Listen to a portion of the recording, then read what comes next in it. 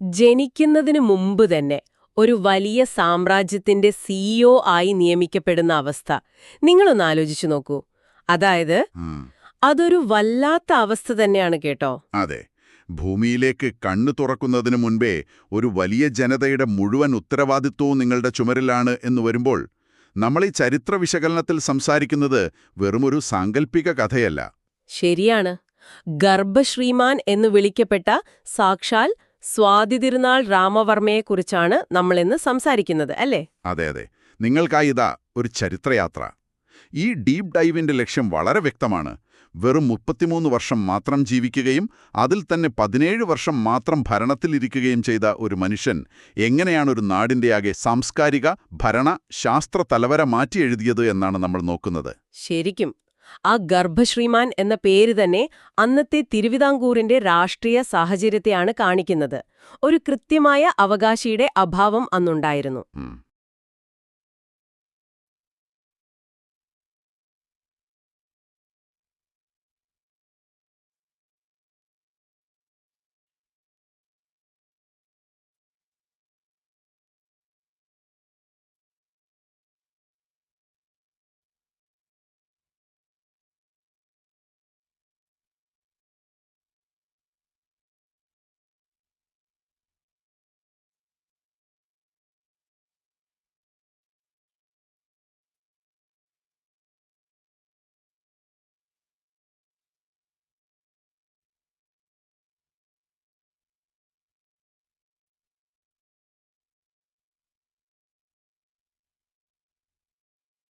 1813 April 16-ന് റാണി ഗൗരി ലക്ഷ്മിഭായിയുടെയും ചങ്ങനാശ്ശേരി രാജരാജവർമ്മ കൊയ്ത്തമ്പുരാന്റെയും മകനായിട്ടാണ് അദ്ദേഹം ജനിക്കുന്നത്. പിന്നെ അദ്ദേഹം തന്റെ 16-ാം വയസ്സിൽ, അതായത് 1829 ഏപ്രിൽ 21-ന് ഭരണമേൽക്കുമ്പോഴേക്കും വലിയൊരു പ്രതിഭയായി മാറിക്കഴിഞ്ഞിരുന്നു കേട്ടോ. എനിക്ക് ആദ്യം ചോദിക്കാനുള്ളതും ആ പ്രതിഭയെക്കുറിച്ചാണ്. ഇന്നത്തെ കാലത്ത് നമ്മളൊക്കെ ഒരു ഹ്യൂമൻ ഗൂഗിൾ ട്രാൻസ്ലേറ്റ് എന്ന് വിളിക്കുന്നത് പോലെ അദ്ദേഹം ഒരുപാട് ഭാഷകളിൽ പ്രാവീണ്യം നേടിയിരുന്നു എന്ന് കേട്ടിട്ടുണ്ട്. ഒരുപാടല്ല, കൃത്യം 18 ഭാഷകളിലാണ് അദ്ദേഹം അനായാസം സംസാരിച്ചിരുന്നത്. 18ഓ? ഓഹോ! അതായത് സംസ്കൃതം, ഇംഗ്ലീഷ്, പേർഷ്യൻ, ഹിന്ദുസ്ഥാനി, മറാത്തി, തെലുഗ്, കന്നഡ, തമിഴ്, മലയാളം, ഹിന്ദി, ഉറുദു, അങ്ങനെ നീളുന്നൊരു ലിസ്റ്റ്. ഇതൊരു കൗതുകത്തിന് പഠിച്ചതായിരിക്കില്ലല്ലോ. ഒരു ഭരണാധികാരി എന്ന നിലയിൽ ഈ ഭാഷാജ്ഞാനം അദ്ദേഹം എങ്ങനെയാകും ഉപയോഗിച്ചിട്ടുണ്ടാവുക? നയതന്ത്ര ആയുധം എന്ന് വെച്ചാൽ? ഒന്ന് ആലോചിച്ചു നോക്കിക്കേ, ബ്രിട്ടീഷ് റെസിഡന്റുമാരോട് അവരുടെ മാതൃഭാഷയായ ഇംഗ്ലീഷിൽ നേരിട്ട് സംസാരിക്കുക, മറാത്തി ഉദ്യോഗസ്ഥരോട് മറാത്തിയിൽ സംസാരിക്കുക, പേർഷ്യൻ വ്യാപാരികളോട് പേർഷ്യനിൽ. അപ്പോ ഇടനിലക്കാരുടെ ആവശ്യമില്ല. കൃത്യം. വിവർത്തകരുടെ സഹായമില്ലാതെ തന്നെ വിവിധ ദേശങ്ങളിൽ നിന്നുള്ളവരുമായി നേരിട്ട് സംവദിക്കാൻ അദ്ദേഹത്തിന് കഴിഞ്ഞു. വിവരങ്ങൾ ചോർന്നു പോവുകയോ അർത്ഥം മാറുകയോ ചെയ്യുന്ന സാഹചര്യം അദ്ദേഹം പൂർണ്ണമായും ഒഴിവാക്കി. അതെന്തായാലും ഭയങ്കര ഒരു നീക്കം തന്നെയായിരുന്നു. സ്വന്തം സാമ്രാജ്യത്തിന്റെ അതിർത്തികൾക്കപ്പുറത്തേക്ക് ചിന്തിക്കാൻ അദ്ദേഹത്തിന് ഈ ഭാഷകൾ ഒരു പാലമായി മാറിയെന്ന് വേണം കരുതാൻ. ഈ ഒരു വിപുലമായ കാഴ്ചപ്പാട് തന്നെയാണ് അദ്ദേഹത്തിന്റെ രാജസദസ്സിനെയും സ്വാധീനിച്ചതെന്ന് എനിക്ക് തോന്നുന്നു. കലകളുടെ ഒരു സുവർണ കാലഘട്ടമായിരുന്നു അത്. ഭരണാധികാരി എന്നതിലുപരി അദ്ദേഹം കലകളെ പ്രോത്സാഹിപ്പിക്കുന്ന കാര്യത്തിൽ ഒരു വിട്ടുവീഴ്ചയ്ക്കും തയ്യാറായിരുന്നില്ല. ഇവിടെ ഒരു രസകരമായ വസ്തുതയുണ്ട് കേട്ടോ. എന്താണത്? അന്നത്തെ കാലത്ത് ഭരണരംഗത്തെ പ്രധാനികളായ തഹസീൽദാർമാർക്ക് ലഭിച്ചിരുന്നതിനേക്കാൾ ഉയർന്ന ശമ്പളമാണ് കൊട്ടാരത്തിലെ ഗായകർക്ക് അദ്ദേഹം നൽകിയിരുന്നത്. ഒരു നിമിഷം, സത്യമായിട്ടും സംസ്ഥാനത്തെ ഏറ്റവും ഉയർന്ന അധികാരമുള്ള ഉദ്യോഗസ്ഥരായ തഹസീൽദാർമാരെക്കാൾ ശമ്പളം പാട്ടുകാർക്കോ? അതൊരു വലിയ തീരുമാനമാണല്ലോ. അതെ അതെ, അതൊരു ബോധപൂർവമായ തീരുമാനമായിരുന്നു. കലകളെയും കലാകാരന്മാരെയും രാജ്യത്തിന്റെ അഭിമാനമായി അദ്ദേഹം കണ്ടു. ഇതറിഞ്ഞ് ഇന്ത്യയുടെ വിവിധ ഭാഗങ്ങളിൽ നിന്നുള്ള പ്രഗത്ഭരായ സംഗീതജ്ഞരും ഗായകരുമൊക്കെ തിരുവനന്തപുരത്തേക്ക് ഒഴുകിയെത്തി. ഒരു ഗ്ലോബൽ തിങ്ക് ടാങ്ക് പോലെ. അതെ, ഏറ്റവും മികച്ച പ്രതിഭകളുടെ ഒരു സംഗമം. ആ സദസ്സിലെ പേരുകൾ കേട്ടാൽ തന്നെ നമുക്കത് മനസ്സിലാവും. കർണാടക സംഗീതത്തിലെ അധികായനായ മേരുസ്വാമി അവിടെ ഉണ്ടായിരുന്നു. അതുപോലെ തന്നെ തഞ്ചാവൂർ നാൽവർ, മുത്തുസ്വാമി ദീക്ഷിതരുടെ സാക്ഷാൽ ശിഷ്യരായ വടിവേലു, പൊന്നയ്യ, ചിന്നയ്യ, ശിവാനന്ദൻ എന്നീ പ്രതിഭാശാലികളായ സഹോദരന്മാർ. പോരാത്തതിന് ഒരേ സമയം 6 കാലങ്ങളിൽ പാടാൻ കഴിവുള്ള അത്ഭുത പ്രതിഭയായ ഷട്കാല ഗോവിന്ദമാരാരും അവിടെ ഉണ്ടായിരുന്നു, അല്ലേ? ശരിയാണ്. അവർ സംഗീതജ്ഞർ മാത്രമായിരുന്നില്ല. പലരും മികച്ച നർത്തകരും വാഗ്ഗേയകാരന്മാരുമൊക്കെയായിരുന്നു. ഇവരോടൊപ്പം തന്നെ മികച്ച സാഹിത്യകാരന്മാരും കവികളും ആ സദസ്സിലുണ്ടായിരുന്നു.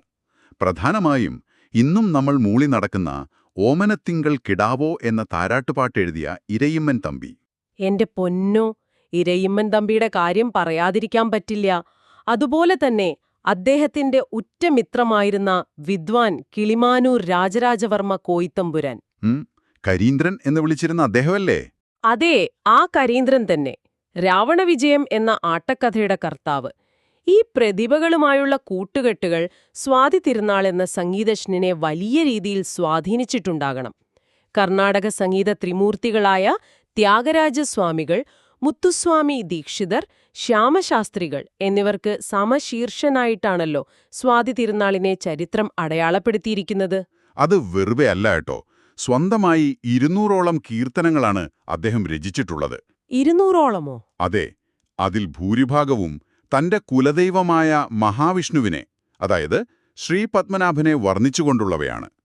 ഒരു കന്നഡ കീർത്തനമൊഴികെ ബാക്കി എല്ലാ കീർത്തനങ്ങളും അദ്ദേഹം സംസ്കൃതത്തിലാണ് രചിച്ചത്. അവിടെയാണ് എനിക്കൊരു സംശയം. സംസ്കൃതത്തിലും കന്നഡയിലുമൊക്കെയായി ഇത്രയധികം കീർത്തനങ്ങൾ രചിച്ചപ്പോൾ സ്വന്തം മാതൃഭാഷയായ മലയാളത്തെ അദ്ദേഹം അവഗണിച്ചോ? ഒരിക്കലുമില്ല. മലയാളത്തിലും അതിമനോഹരമായ കൃതികൾ അദ്ദേഹം രചിച്ചിട്ടുണ്ട്. അതിലേറ്റവും മുഖ്യമായത് ഉത്സവപ്രബന്ധമാണ്. ഓഹോ. അതുകൂടാതെ ഭക്തിമഞ്ജരി, ശ്യാനന്തൂരപുരവർണ്ണന പ്രബന്ധം, ശ്രീപത്മനാഭശതകം, കുചേലോപാഖ്യാനം എന്നിവയെല്ലാം അദ്ദേഹത്തിന്റെ പ്രശസ്തമായ മലയാള രചനകളാണ്. ഇവയെല്ലാം സാഹിത്യപരമായും സംഗീതപരമായും വളരെ മികച്ചതാണ്. ശരിക്കും ഇവിടെയാണ് എനിക്ക് വലിയൊരു ആശയക്കുഴപ്പം വരുന്നത്. ഈ ചർച്ച നമ്മൾ തുടങ്ങിയതു മുതൽ 18 ഭാഷകൾ പഠിച്ച, 200ഓളം കീർത്തനങ്ങൾ രചിച്ച മികച്ച കലാകാരന്മാരുമായി കൊട്ടാരത്തിൽ സംവാദത്തിലേർപ്പെട്ടൊരു വ്യക്തിയെക്കുറിച്ചാണ് നമ്മൾ സംസാരിക്കുന്നത്. സത്യത്തിൽ എപ്പോഴാണ് ഇദ്ദേഹം രാജ്യം ഭരിക്കാൻ സമയം കണ്ടെത്തിയത്? അതൊരു നല്ല ചോദ്യമാണ്. കാരണം 16-ാം വയസ്സിൽ അദ്ദേഹം ഭരണം ഏറ്റെടുക്കുന്നത് ചെറിയൊരു രാജ്യത്തിന്റെ അല്ല. അദ്ദേഹത്തിന് മുൻപ് 18 വർഷം സ്വന്തം മാതാവും ചിറ്റമ്മയും ഭരിച്ച് സമ്പൽ സമൃദ്ധമാക്കിയ ഒരു വലിയ രാജ്യമാണ്. ഈ സാഹചര്യത്തെ ഇന്നത്തെ കാലത്തെ ഒരു സ്റ്റാർട്ടപ്പ് സിഇഒയുമായി എനിക്ക് ഉപമിക്കാൻ തോന്നുകയാണ്. അതായത് ഒരു സിസ്റ്റം മൊത്തം മാറ്റിയെഴുതുന്നത് പോലെയല്ലേ? അതെ. വളരെ പാരമ്പര്യമുള്ള എന്നാൽ ആധുനികമായ മാറ്റം ആവശ്യമുള്ള ഒരു കമ്പനി ഏറ്റെടുത്ത് അതിന്റെ സിസ്റ്റം മുഴുവൻ റീസ്ട്രക്ചർ ചെയ്യുന്നത് പോലെയല്ലേ അദ്ദേഹം പ്രവർത്തിച്ചത്? ആ സിഇഒ ഉപമ വളരെ കൃത്യമാണ് കേട്ടോ. കാരണം കലകളിൽ മുഴുകിയിരിക്കുമ്പോഴും ഭരണനിർവഹണം വേഗത്തിലാക്കാൻ അദ്ദേഹം കാണിച്ച പ്രായോഗിക ബുദ്ധി അപാരമായിരുന്നു. ഉദാഹരണത്തിന് തലസ്ഥാനമാറ്റമെന്ന അദ്ദേഹത്തിന്റെ ആദ്യത്തെ പ്രധാന തീരുമാനം തന്നെ എടുക്കാം. കൊല്ലത്ത് നിന്ന് തിരുവനന്തപുരത്തേക്ക് മാറ്റിയതാണോ? അതെ. തിരുവിതാംകൂറിലെ പ്രധാന സർക്കാർ ഓഫീസുകളും ഹുസൂർ കച്ചേരിയും, അതായത് ഇന്നത്തെ സെക്രട്ടേറിയറ്റ്, അതൊക്കെ വളരെ കാലമായി കൊല്ലത്തായിരുന്നു. എന്നാൽ രാജാവിന്റെ ആസ്ഥാനമാകട്ടെ തിരുവനന്തപുരത്തും. അപ്പോൾ എന്തെങ്കിലും ഫയലുകൾ ഒപ്പിടണമെങ്കിൽ കൊല്ലത്ത് നിന്ന് തിരുവനന്തപുരത്തേക്ക് വരണം. ഇന്നത്തെ പോലെ കാറുകളോ ട്രെയിനുകളോ ഒന്നുമില്ലാത്ത കാലത്ത് അത് എത്രത്തോളം ബുദ്ധിമുട്ടായിരിക്കും? ഭരണനിർവഹണത്തിൽ വലിയൊരു മെല്ലെപ്പോക്ക് അതുണ്ടാക്കിയിരുന്നു. ഒരു മോഡേൺ സിഇഒ കമ്പനിയുടെ ഹെഡ്ക്വാർട്ടേഴ്സ് മാറ്റുന്നതുപോലെ അദ്ദേഹം ഒട്ടും മടിക്കാതെ ആ ഹുസൂർ കച്ചേരിയും മറ്റ് ഓഫീസുകളും തിരുവനന്തപുരം കോട്ടയ്ക്കകത്തേക്ക് മാറ്റി സ്ഥാപിച്ചു. അതോടെ തിരുവനന്തപുരം പൂർണ്ണ അർത്ഥത്തിൽ തലസ്ഥാനമായി മാറി. അഡ്മിനിസ്ട്രേഷൻ കൂടുതൽ കാര്യക്ഷമമാക്കാൻ ആ ഒരൊറ്റ തീരുമാനം കൊണ്ട് സാധിച്ചു അല്ലേ? തീർച്ചയായും. അവിടം കൊണ്ടും തീർന്നില്ല കേട്ടോ. നീതിനിർവഹണ രംഗത്തും അദ്ദേഹം വലിയ പൊളിച്ചെഴുത്തുകൾ നടത്തി. ഈസ്റ്റ് ഇന്ത്യ കമ്പനിയുടെ മാതൃകയിൽ അദ്ദേഹം ഒരു നിയമസംഹിത കൊണ്ടുവന്നു. അതിനായി അദ്ദേഹം ചെയ്ത കാര്യങ്ങൾ ശരിക്കും അത്ഭുതപ്പെടുത്തുന്നതാണ്. പുറത്തുനിന്ന് ഒരാളെ കൊണ്ടുവന്നത് തന്നെയല്ലേ? അതെ. ഭരണപരിഷ്കാരങ്ങൾക്ക് മികച്ച ഉദ്യോഗസ്ഥർ വേണമെന്ന് അദ്ദേഹത്തിന് നിർബന്ധമുണ്ടായിരുന്നു. അതിനായി 1835-ൽ മദ്രാസ് ഗവൺമെന്റിന്റെ കീഴിൽ ജോലി ചെയ്തിരുന്ന ഇട്ടിരായച്ചൻ കണ്ടപ്പൻ എന്നൊരു തഹസിൽദാരെ അദ്ദേഹം നേരിട്ട് തിരുവിതാംകൂർ സർവീസിലേക്ക് കൊണ്ടുവന്നു. ഈ കണ്ടൻ മേനോൻ എന്നറിയപ്പെട്ടിൽമഡെത്തിയല്ലേ അത്? കൃത്യം, കണ്ടൻ മേനോൻ. പുറത്തുനിന്നൊരാളെ കൊണ്ടുവന്നത് തന്നെ പഴയ സിസ്റ്റത്തിന്റെ യാതൊരു സ്വാധീനവുമില്ലാതെ കാര്യങ്ങൾ സുതാര്യമായി നടപ്പിലാക്കാനാണ്. ഇന്നത്തെ കാലത്ത് ഒരു കൺസൾട്ടന്റിനെ വെക്കുന്ന അതേ തന്ത്രം. അതെ. കണ്ടൻ മേനോൻ അദ്ദേഹം ദിവാൻ പേഷ്കാർ എന്ന ഉന്നത പദവി നൽകി. എന്നിട്ട് ഒരു കമ്മിറ്റി ഉണ്ടാക്കി പുതിയ നിയമസംഹിത എഴുതിയുണ്ടാക്കാൻ ചുമതലപ്പെടുത്തി. ആ കമ്മിറ്റി തയ്യാറാക്കിയ നിയമസംഹിത 1836-ൽ തിരുവിതാംകൂറിന്റെ നിയമമായി വിളംബരം ചെയ്തു. അതോടെയാണ് ഈ അപ്പീൽ കോടതികൾ, ജില്ലാ കോടതികൾ, മുൻസിഫ് കോടതികൾ ഒക്കെ വരുന്നതല്ലേ? കൃത്യമായൊരു ഹൈറാർക്കി. അതോടൊപ്പം മജിസ്ട്രേറ്റ് കോടതികളും പോലീസ് വകുപ്പും കമ്പനി മാതൃകയിൽ അദ്ദേഹം പരിഷ്കരിച്ചു. ഈ ബ്രിട്ടീഷ് മാതൃകകളോടുള്ള അദ്ദേഹത്തിന്റെ താൽപ്പര്യം സൈനിക രംഗത്തും നമ്മൾ കാണുന്നുണ്ട്. മദ്രാസ് ഗവർണറായിരുന്ന ലൂഷിംഗ്ടൺ തിരുവിതാംകൂർ സന്ദർശിക്കാൻ കൊല്ലത്ത് വന്ന സമയത്ത് സ്വാതി തിരുനാൾ നേരിട്ട് പോയി അദ്ദേഹത്തെ കണ്ടിരുന്നല്ലോ. അതെ, അവിടെ വെച്ച് ബ്രിട്ടീഷ് സൈന്യത്തിന്റെ കവാത്തും അവരുടെ അടുക്കും ചിട്ടയുമുള്ള വേഷവിധാനവും അദ്ദേഹത്തെ വല്ലാതെ ആകർഷിച്ചു. സൈനികരുടെ വേഷത്തിന് അവരുടെ അച്ചടക്കത്തിലുള്ള സ്വാധീനം അദ്ദേഹം മനസ്സിലാക്കി. അതുവരെ നമ്മുടെ സൈനികരുടെ വേഷം വെറും മുണ്ടും കോട്ടും തലപ്പാവുമായിരുന്നു എന്ന് കേട്ടിട്ടുണ്ട്. അത് മാറ്റി. ലൂഷിംഗ്ടണുമായുള്ള കൂടിക്കാഴ്ചയ്ക്ക് ശേഷം നായർ ബ്രിഗേഡിന് പുതിയ സൈനിക യൂണിഫോമും പാശ്ചാത്യ ശൈലിയിലുള്ള പരിശീലനവും അദ്ദേഹം ഏർപ്പെടുത്തി. ഇതൊക്കെ ഒരു വശത്ത് നടക്കുമ്പോഴും മനുഷ്യത്വപരമായ വലിയ മാറ്റങ്ങൾ അദ്ദേഹം കൊണ്ടുവന്നു എന്നത് എടുത്തു പറയേണ്ടതാണ്. അതായത് അന്നത്തെ പ്രാകൃതമായ ശിക്ഷാരീതികൾ അദ്ദേഹം നിർത്തലാക്കി. ഈ ശുചീന്ദ്രൻ കൈമുക്ക് നിർത്തലാക്കിയത് തന്നെ വലിയൊരു ചരിത്ര സംഭവമല്ലേ? തീർച്ചയായും. എന്താണ് ആ ശിക്ഷാരീതിയെന്ന് കേട്ടാൽ തന്നെ നമ്മൾ ഞെട്ടും കേട്ടോ. ഒരാൾ കുറ്റം ചെയ്തു എന്ന് സംശയം തോന്നിയാൽ തിളച്ച നെയ്യിൽ അയാളുടെ കൈമുക്കി സത്യം തെളിയിക്കാൻ ആവശ്യപ്പെടുന്ന ക്രൂരമായ രീതിയായിരുന്നു അത്. ശാസ്ത്രീയമായി യാതൊരു അടിത്തറയുമില്ലാത്ത കാര്യങ്ങൾ. അതെ, കൈ പൊള്ളിയാൽ കുറ്റക്കാരനെന്ന് വിധിക്കും. അത് പൂർണ്ണമായും നിർത്തൽ ചെയ്തു. അതുപോലെ വിഷജന്തുക്കൾക്കിടയിൽ കുറ്റവാളിയെ തള്ളിയിട്ട് വിഷമേറ്റാൽ അയാൾ കുറ്റവാളിയാണെന്ന് നിശ്ചയിക്കുന്ന ആചാരവും അദ്ദേഹത്തിന്റെ ഉത്തരവിലൂടെ അവസാനിച്ചു. ശരിക്കും ഒരു ആധുനിക നീതിന്യായ വ്യവസ്ഥയിലേക്കുള്ള കാൽവെപ്പായിരുന്നു അത്. അപ്പോൾ കോടതികൾ സ്ഥാപിച്ചു, പോലീസിനെ പരിഷ്കരിച്ചു, സൈന്യത്തെ ആധുനികവൽക്കരിച്ചു, നിയമങ്ങൾ മാനുഷികമാക്കി. പക്ഷേ ഇതൊക്കെയൊരു രാജ്യത്ത് നടപ്പിലാക്കണമെങ്കിൽ കൃത്യമായ ഡാറ്റ വേണമല്ലോ. അതുകൊണ്ടാണ് അദ്ദേഹം സെൻസസ് കൊണ്ടുവന്നത്. അതെ, ചരിത്രത്തിലെ ആ അധ്യായം വിസ്മയിപ്പിക്കുന്നതാണ്. ഇന്ത്യയിലെ സെൻസസ് ചരിത്രം നോക്കുമ്പോൾ ബ്രിട്ടീഷ് ഇന്ത്യയിൽ ആദ്യമായി സെൻസസ് നടക്കുന്നത് 1872-ലാണ്. എന്നാൽ അതിനും 36 വർഷങ്ങൾക്ക് മുൻപ് 1836-ൽ തന്നെ തിരുവിതാംകൂറിൽ കാനേഷുമാരി അഥവാ സെൻസസ് എടുത്തുകഴിഞ്ഞിരുന്നു. തഹസീൽദാർമാർ ഉൾപ്പെടെയുള്ള ഉദ്യോഗസ്ഥരെ മുഴുവൻ ഇതിനായി അദ്ദേഹം ഉപയോഗപ്പെടുത്തി. ഓരോ ഗ്രാമത്തിലും പോയി വീടുകളുടെയും ജനങ്ങളുടെയും കൃത്യമായ ഡാറ്റ അവർ ശേഖരിച്ചു. കമ്പ്യൂട്ടറുകളോ കൃത്യമായ റോഡുകളോ ഇല്ലാത്ത കാലത്ത് ഇങ്ങനെയൊരു ഡാറ്റ ഡ്രിവൺ ഗവേണൻസ് നടപ്പിലാക്കിയെന്നത് വിശ്വസിക്കാൻ തന്നെ പ്രയാസമാണ്. സ്കൂളുകൾ എവിടെ വേണം, ആശുപത്രികൾ എവിടെ വേണം എന്നൊക്കെ പ്ലാൻ ചെയ്യാൻ ഇതായിരുന്നു അടിസ്ഥാനം. ആ ഡാറ്റ വെച്ചാണ് അദ്ദേഹം വിദ്യാഭ്യാസ രംഗത്ത് വലിയ മാറ്റങ്ങൾ കൊണ്ടുവന്നത്. 1834-ൽ തിരുവനന്തപുരത്ത് അദ്ദേഹം ഒരു ഇംഗ്ലീഷ് സ്കൂൾ സ്ഥാപിച്ചു. നാഗർകോവിലിൽ സ്വകാര്യ സ്കൂൾ നടത്തിയിരുന്ന ജെ റോബർട്ട്സിനെയാണല്ലോ അതിന് ചുമതലപ്പെടുത്തിയത്. ലോകവുമായി സംവദിക്കാൻ ഇംഗ്ലീഷ് വേണം എന്നദ്ദേഹം തിരിച്ചറിഞ്ഞിരുന്നു. പിന്നെ 1836-ൽ ഇതൊരു രാജാസ് ഫ്രീ സ്കൂളായി മാറി. അതായത് പൂർണ്ണമായും സൗജന്യ വിദ്യാഭ്യാസം. ഈ സ്കൂളിലേക്ക് കുട്ടികളെ അയക്കാൻ വേണ്ടി അദ്ദേഹം ഡിസ്ട്രിക്ട് സ്കൂളുകളും സ്ഥാപിച്ചു. ഇന്നത്തെ തിരുവനന്തപുരം യൂണിവേഴ്സിറ്റി കോളേജ് ആ ഫ്രീ സ്കൂളിന്റെ ബാക്കി പത്രമാണ് എന്ന കാര്യം പലർക്കും അറിയില്ല. ഇനി സാമ്പത്തിക രംഗത്തേക്ക് വന്നാലോ, അവിടെയും അദ്ദേഹം വലിയ അഴിച്ചുപണികൾ നടത്തിയില്ലേ? സാമ്പത്തിക വളർച്ചയുണ്ടാകണമെങ്കിൽ വാണിജ്യം സ്വതന്ത്രമാകണമെന്ന് അദ്ദേഹം ചിന്തിച്ചു. അതിനായി 1836-ൽ 165 സാധനങ്ങളുടെ മേലുള്ള തീരുവ അഥവാ ടാക്സ് അദ്ദേഹം പൂർണ്ണമായി നിർത്തലാക്കി. അപ്പോൾ നികുതി വെട്ടിക്കുറയ്ക്കുമ്പോൾ ഖജനാവിൽ പണം കുറയില്ലേ? അതിന് പകരം എന്തെങ്കിലും മാർഗം കണ്ടിരുന്നോ? അവിടെയാണ് അദ്ദേഹത്തിന്റെ ശാസ്ത്രീയ ബുദ്ധി. നികുതി നിരക്കുകൾ കുറയ്ക്കുന്നതിനൊപ്പം നികുതി നൽകുന്നവരുടെ എണ്ണം കൃത്യമാക്കാൻ അദ്ദേഹം തീരുമാനിച്ചു. ഇതിനായി 1837-ൽ ഒരു ബൃഹത്തായ റവന്യൂ സർവേ ആരംഭിച്ചു. ആഹാ, എന്തായിരുന്നു ആ സർവേയുടെ പ്രത്യേകത? നിലവും പുരയിടങ്ങളും ശാസ്ത്രീയമായി അളന്ന് തിട്ടപ്പെടുത്തുക, തെങ്ങ്, മറ്റു ഫലവൃക്ഷങ്ങൾ എന്നിവയിൽ നിന്നുള്ള ആദായം കണക്കാക്കി അതിനനുസരിച്ച് മാത്രം നികുതി നിർണ്ണയിക്കുക.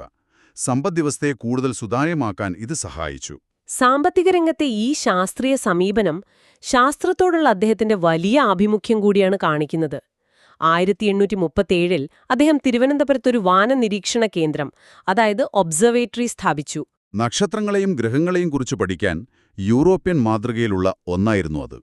അതുകൂടാതെ ഇന്നത്തെ നേപ്പിയർ കാഴ്ച ബംഗ്ലാവ്, മൃഗശാല, എഞ്ചിനീയറിംഗ് വകുപ്പ് എന്നിവയ്ക്കെല്ലാം അടിത്തറ പാകിയതും അദ്ദേഹമാണ്. ശരിക്കും ഒരു സയന്റിഫിക് മൈൻഡ് തന്നെയായിരുന്നു അദ്ദേഹത്തിന്. അതെ, ഈ ശാസ്ത്രകൗതുകം ബ്രിട്ടീഷ് ലോകം വരെ അറിഞ്ഞിരുന്നു. അതിന്റെ ഫലമായാണ് ലോകപ്രശസ്തമായ ബ്രിട്ടീഷ് റോയൽ സൊസൈറ്റി അദ്ദേഹത്തിന് ഓണററി അംഗത്വം നൽകി ആദരിച്ചത്. ഒരു ഇന്ത്യൻ ഭരണാധികാരിയെ സംബന്ധിച്ചിടത്തോളം അത് വളരെ അപൂർവമായൊരു നേട്ടമായിരുന്നു. ഇതുകൂടാതെ അടിസ്ഥാന സൗകര്യ വികസനത്തിനു വേണ്ടി അദ്ദേഹം വലിയ പ്ലാനുകൾ കൊണ്ടുവന്നു. കൊട്ടാരങ്ങൾക്കും അമ്പലങ്ങൾക്കും വേണ്ടി പൊതുമരാമത്ത് വകുപ്പ്, കൃഷിക്കാർക്കായി കൃഷി പൊതുമരാമത്ത് വകുപ്പ്, നാഞ്ചിനാട്ടിൽ ജലസേചന മരാമത്ത് വകുപ്പ് എന്നിവയൊക്കെ അദ്ദേഹം സ്ഥാപിച്ചു.